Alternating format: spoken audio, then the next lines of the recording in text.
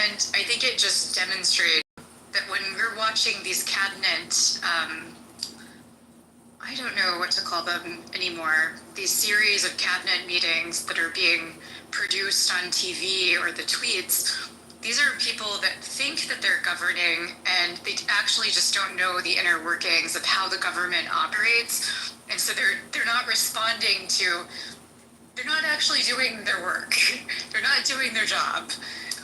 We're not seeing any actual like bureaucratic processes take place as normal. And that is why it's problematic to get these quote unquote disruptors in when, if you can't pass an American citizenship test, probably shouldn't be working in the White House.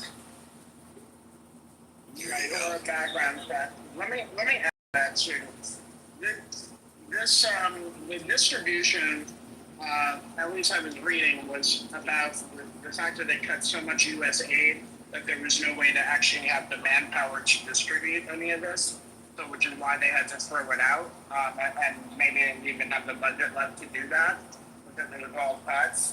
And here's the thing: this is what they're doing. They're doing this in so many levels, where they come in, they don't analyze what's going on the ground and what things need to be, addressed. They just actually cut.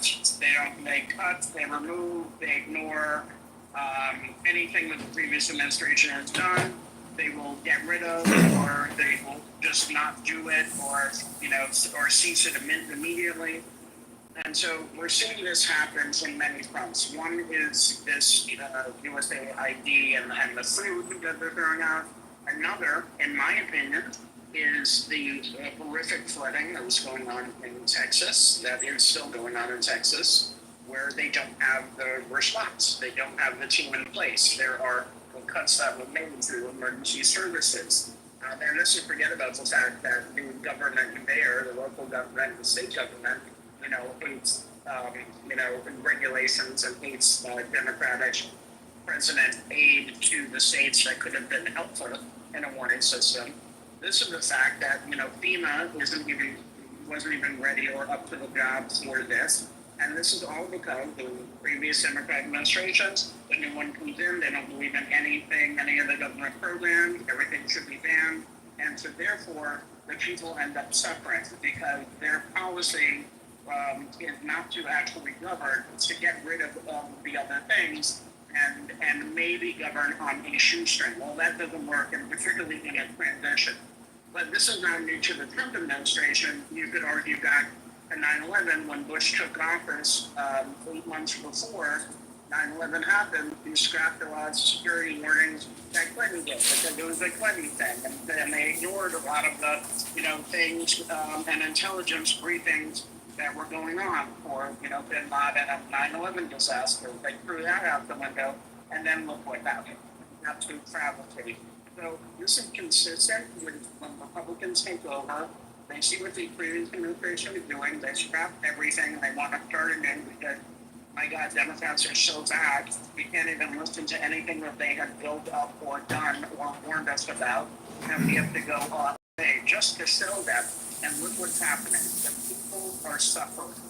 That's what's happening. The end result is that the people suffer. It is inhumane, and this is consistent with what their party does. Yeah, thanks, Scotty. This is a disaster, an ongoing disaster, and I'm seeing here in West Africa firsthand the problems that it's causing, and it certainly is not making our reputation.